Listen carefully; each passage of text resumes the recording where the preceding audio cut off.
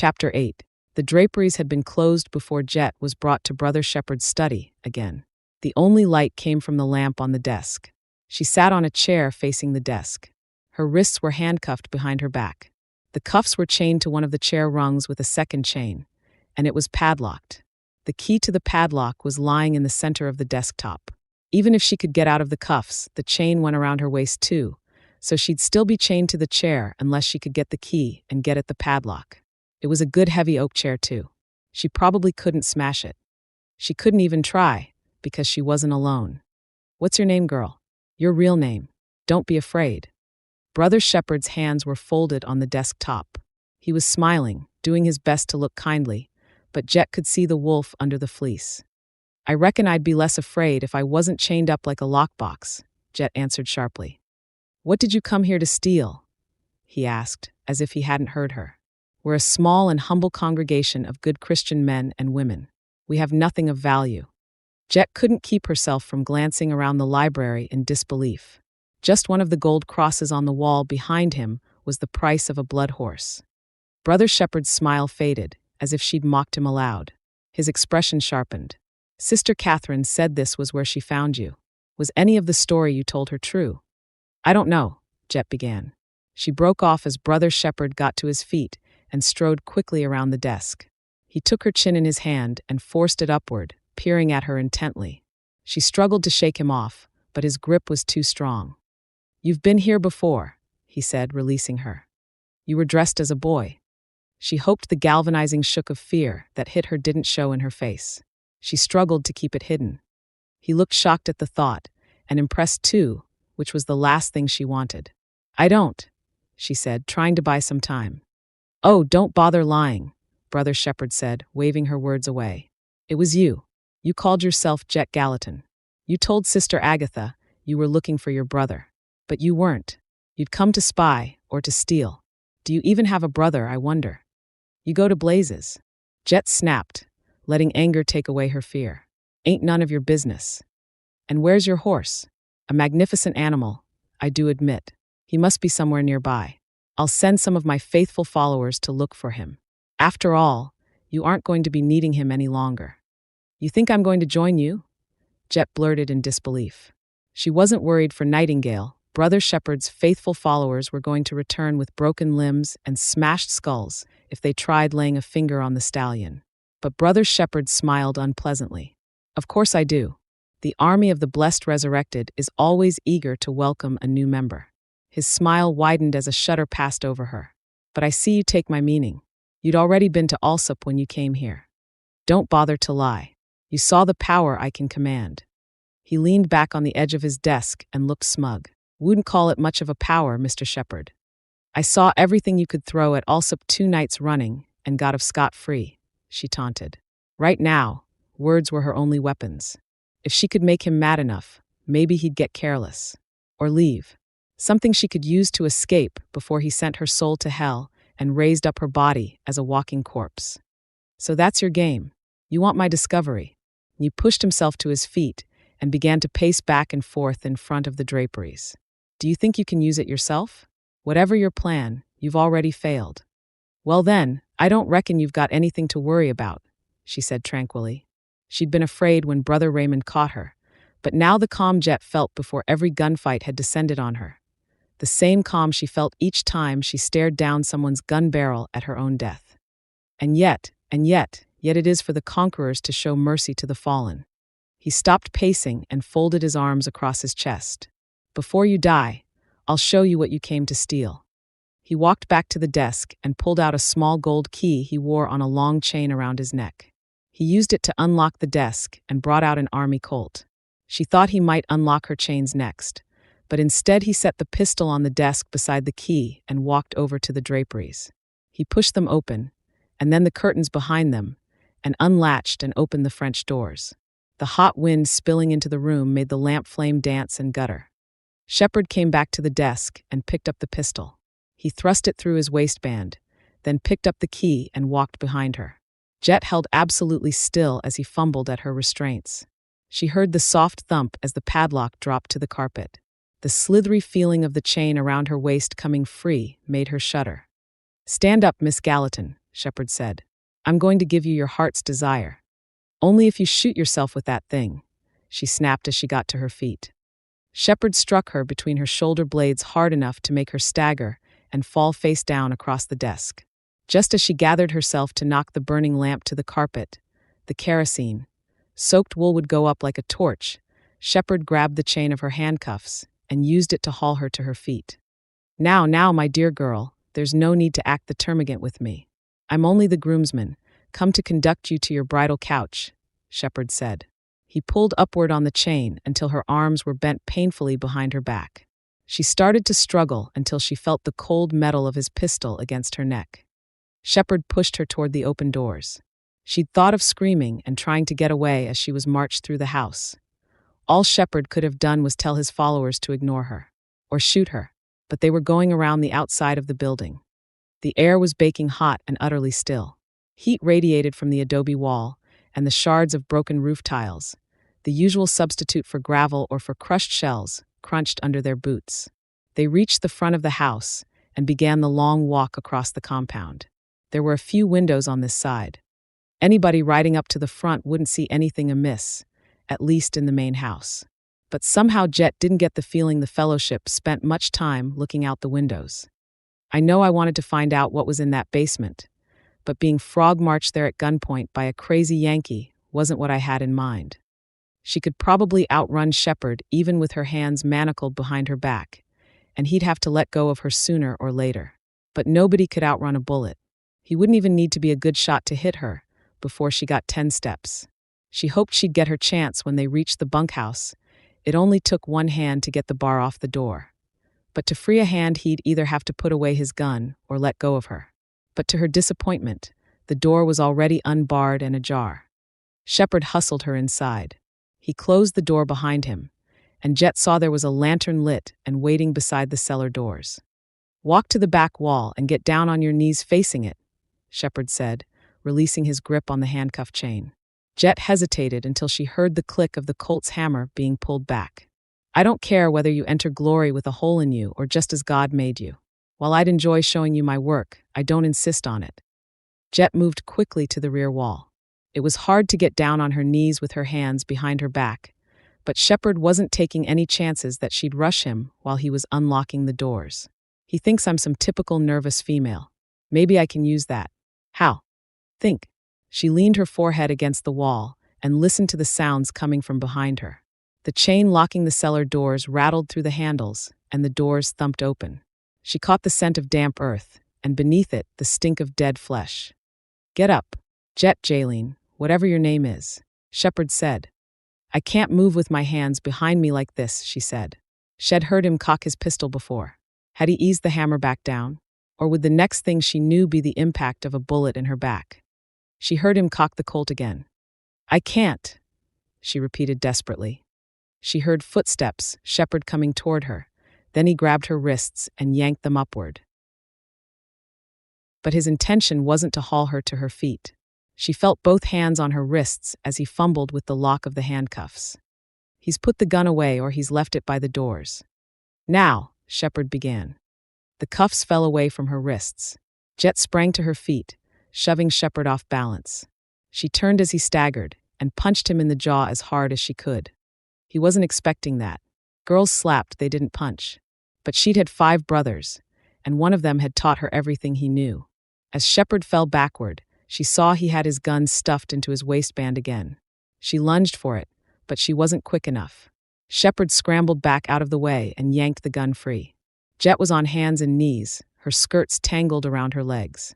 She had an instant to register what was about to happen and try to ride the blow as he reversed the pistol and hit her with the butt as hard as he could. Light flared behind her eyes as she was knocked sprawling. Pain, nausea, dizziness, this wasn't the first time she'd been hit, and she screamed inside her head that she had to get up, get moving. She didn't get very far before she felt a boot on her stomach holding her down. She forced her eyes open. Shepard was standing over her, pointing his gun at her. As she watched, he wiped a trickle of blood away from his mouth with the back of his free hand. When he saw her looking at him, he stepped back out of reach. Get the cuffs, he said. Slowly. She sat up and drew a slow breath at the new surge of nausea it brought, then got carefully to her feet. You're just like all the rest of them, Shepard said conversationally. The liars, the deceivers, the flat-tierers. You're no different. You're going to kill me. Jett flashed angrily. What the Sam Hill did you expect? I thought you'd have more interest in learning about my work, Shepard said. He actually sounded hurt. I've discovered secrets lost to mankind for thousands of years. Yeah, and if Gibbons was here, I'm sure she'd be chomping at the bit to go visit your secret zombie-making factory, Jett grumbled silently.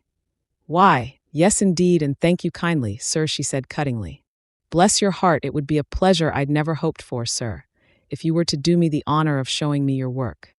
Jett pulled her skirts wide and swept Shepard a deep curtsy, her back very straight. She rose to her feet again and trudged over to where the handcuffs were. She had to walk past the open cellar. The stench wafting up made her heart beat faster in panic. Her head hurt vilely, and she was probably going to be dead by sunset. But he doesn't know about Gibbons and White Fox. And even if he does, even if he kills both of them too, Gibbons's papa knows where she is. He'll come looking. She picked up the cuffs and held them out to him. Do you care for the pleasure, sir? She asked evenly.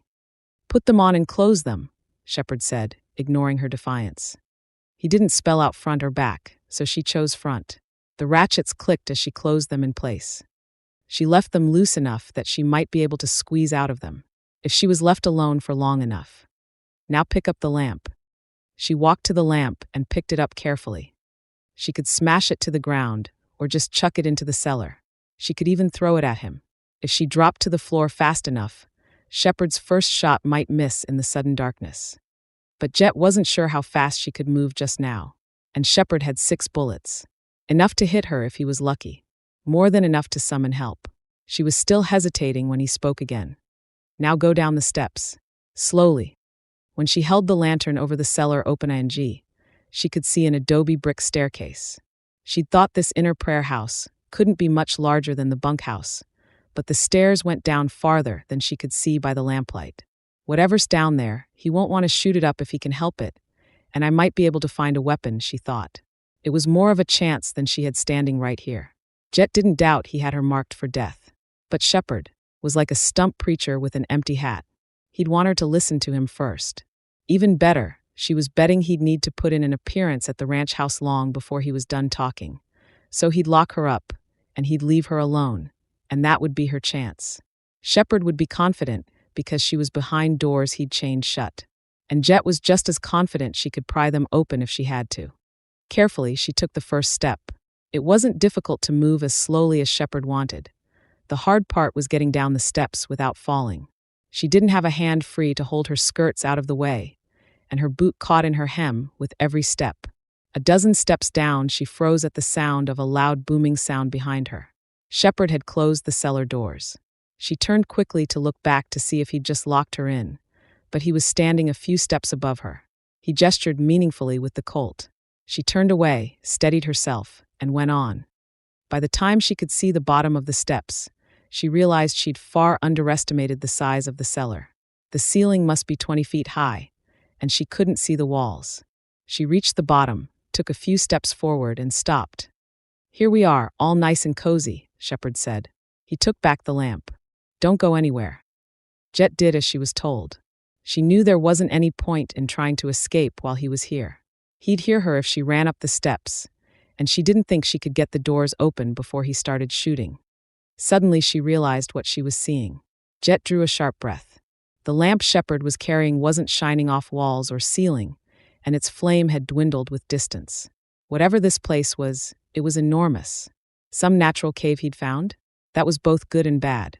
It meant more places for her to hide once she got free, if she couldn't get all the way out.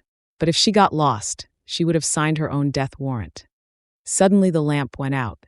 The darkness surrounding her was absolute and choking, and she drew a long, steadying breath, fighting the dizzying pain in her head. It was day. If there were any zombies down here, they wouldn't be able to move. Suddenly a tiny blue flame flickered into life, and Jett bit her lip sharply. Corpse candles, they called them back home. You could see them at night in any graveyard, if you were crazy enough to go into a graveyard at night. Eerie blue flames dancing over the graves.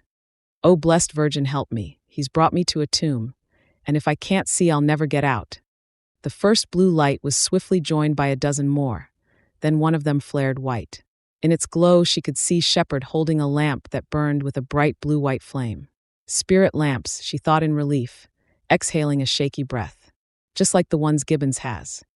By the time Shepherd returned, her momentary panic was gone, and she could gaze at him blandly. He seemed a little disappointed she wasn't more impressed. "Come with me," Shepherd said genially. "These will be the last sights you ever see, but they're worth dying for, I assure you." "You ever bring anyone down here who agreed with you on that?" Jett asked with feigned interest. She didn't think Shepherd would shoot her now. "Only folks scared of what you might do shot you just for slanging them. Not someone sitting in the catbird seat and holding all the aces. That kind would talk your ear off until you wish they would shoot you and give you some peace. Mock me if you must. The world has mocked all great visionaries. Alexander, Da Vinci, Galileo. They live in Texas?" Jett asked, just to be annoying, but she didn't think Shepherd was paying much attention. He grabbed the chain between her wrists and towed her behind him. They were moving toward the other little flames, but she couldn't get her bearings. Her feet skidded on tile for a few steps. Then she tripped and nearly fell over the edge of a carpet as she hurried to keep up. If he accidentally pulled the cuffs off by dragging her behind him, he'd be sure to put them back on good and tight. She'd never get free then. Suddenly he turned and shoved her. She staggered, tripped over something she couldn't see, and fell backward. Light flared behind her eyes, even as she realized she'd fallen onto something soft. A chair. She heard it creak, smelled buckram and horsehair, and the ticklish, dusty smell of goose feathers. It was low and soft, and she wouldn't be able to get out of it quickly. Shepherd turned up the other lamps until they all burned white. There were 8 of them around the edge of a wagon wheel. Their combined light was too bright to look at. She looked away and heard a homely, familiar sound. The squeak of a pulley. When she looked back, he'd finished raising the chandelier. The room was bright enough to read in now. "This place looks like Ali Baba's cave," Jett thought in amazement. She could only get a measure of the room's size by fixing her gaze high on the far wall. The room was at least 40 feet across and longer than it was wide. She was pretty sure you could drop all of Alsop in here and have room left to dance. It was difficult to be sure because the room itself was so cluttered. She saw stacks of gilt-framed mirrors and paintings, rolled-up carpets, marble-topped dressers and tables, one, too, for silver tea services, and a stack of wooden chests that obviously held sets of silver. A pile of pelts, fox and beaver, stacked so high they'd slipped and spilled over onto a stack of buffalo robes. And that was just what she could see. There was more, piled and stacked halfway to the ceiling. If Shepherd had gone through every townhouse and plantation house in all of Orleans County, he might have been able to fill this room as it was filled now. The thought made her dizzy. How long had he been looting towns and ranches with the help of his zombie army? But if this room was where Shepherd kept his loot, there were 2 things that didn't fit. One was the 2 doorways she could see leading out of it, cyclopean archways built to the same Brobdingnagian scale as everything she'd seen so far. If Shepherd had more than one treasure vault like this one, Jett couldn't imagine what he needed with Texas. He could just buy himself a railroad. The other was the enormous something covered by a white cloth. He hadn't covered any of the furniture. What was so special he needed to hide it under a dust cover? Shepherd walked nonchalantly over to a Japan secretary desk and lowered the door. On the desk inside were 2 painted wooden boxes. He opened one and popped several sugar plums into his mouth, then opened the other as he chewed and withdrew a cigar. He clipped off the ends and walked to the table where he'd left the other lamp, still chewing. Manners of a pig hog, Fett thought scornfully, but she watched him carefully. The pistol was back in his waistband, but she couldn't get out of the chair quick enough to get it. Shepherd removed the glass chimney and bent over the flame. He puffed his cigar alight and then turned to look at her. "Normally I'd ask before smoking in the presence of a lady," he said with an ironic bow. "But you, Miss Gallatin, are no lady. And you're no gentleman," she snapped. "Gentlemen are useless idlers, growing fat off the toil of those of us whom they deem to be their inferiors," he said grandly. "They lack vision. Give one of them the least iota of power, and they will use it to oppress their betters." "Like you, I suppose," Jett said. "Like me." He took a few steps closer and blew a jet of smoke into her face. If he expected her to cough or flinch away, she disappointed him. "You've already seen proof of my ability to raise the dead and put them to good use. All this," he added, gesturing grandly at their surroundings, was accomplished by my resurrected automatons. It's a word of my own creation. From the Greek. It means other acting? Funny thing, but back home we just call them zombies, Jett drawled. My creation owes nothing to the heathen superstitions of Africa, Shepard said. No, my automatons owe their being to Goetia, queen of the natural sciences. They are raised and given purpose by the application of musica universalis, not sorcery, but science, a mathematical concept first discovered in ancient Egypt. Aegyptos the Eternal, that dark kingdom of sorcery and alchemy. I thought you said this was science, not sorcery? Jett knew better than to say that aloud. If there was one thing she'd learned in her brief acquaintance with one Honoria Gibbons of San Francisco, it was that folks who went on about science this and science that got really miffed when you pointed out the holes in their arguments. Jett realized she'd been right about Shepard being starved for an audience. He'd been so careful to keep her out of sight as he brought her here, she was pretty sure nobody else at Jerusalem's wall was in on his schemes. And that meant he had nobody to brag to. She just hoped that meant he wouldn't give her up, meaning kill her and turn her into a walking corpse, until he'd given his tonsils a good airing, because that meant he probably wouldn't be satisfied with just one gabfest. She folded her hands in her lap and sat very straight and gazed at him as if he were the most fascinating thing going. He ate it up, of course. He wasn't that different from the boys back home, all of them thinking anything they had to say was just what a girl wanted to hear. She really was listening, though. For one thing, Gibbons would want to know every word Shepard said. For another, he might eventually say something useful. It took him almost an hour to run down, and by then Jett had pretty much his whole life story, and she could read between the lines of it too.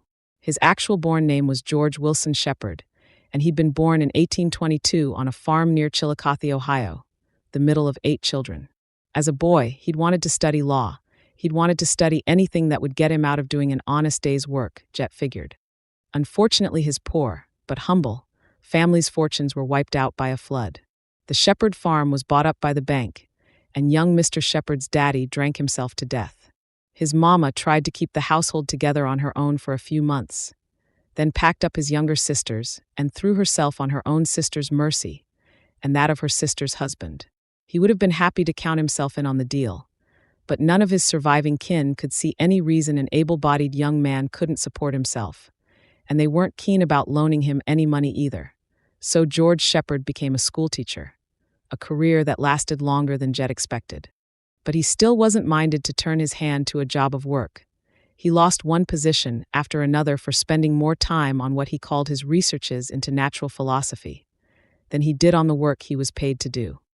From the way he skated over the details, Jett guessed there was a little more to it than that, but it wasn't as important as the bee Mr. Shepard got in his bonnet about coming up with an elixir he could use to make his fortune, that got him run out of town on a rail over what he called ignorant superstition and errant persecution, and what Jett suspected ordinary folks might call poisoning. But by then, he was hot on the trail of what would become his elixir of alamatonry. But the elixir is only a part of the whole, magnificent achievement though it is, he said, striding back and forth in front of her as if he were giving a public lecture or was a pigeon on a sidewalk. It is not enough to create the alamaton. One must then control it. I nearly despaired, Miss Gallatin, but the life of the mind which was my comfort and refuge came to my aid. For you see, the ancient pagans believed that audible sound had the power to heal or to kill. From that bare hint, my genius refined upon their primitive superstitions in ways they never dreamed of. You see, in fact, as you will soon see for yourself, he amended with an obscene chuckle.